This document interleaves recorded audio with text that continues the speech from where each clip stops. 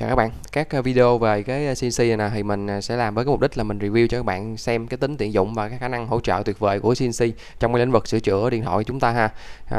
Chủ yếu là dùng để phay cắt bỏ IC các bạn ha. Thì tất cả những cái video clip mình làm này là đều là dựa trên cái main sống, có nghĩa là cái main đang bị lỗi cái con IC đó phay bỏ ra và thay thế con IC khác ha, chứ không phải là làm trên cái main chết. Nên trong cái quá trình mà các bạn làm việc á, các bạn thấy là có vướng mắc ở những cái chỗ giống như là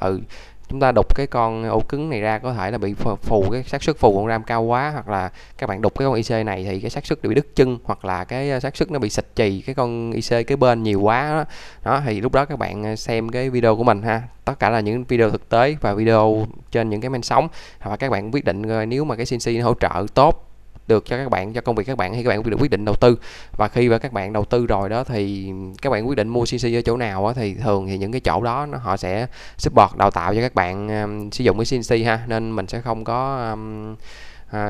đi sâu vào cái vấn đề hướng dẫn ở đây, tại vì nếu mà mình có hướng dẫn mà các bạn không có CNC thì các bạn cũng không làm được đâu ha, đúng không các bạn?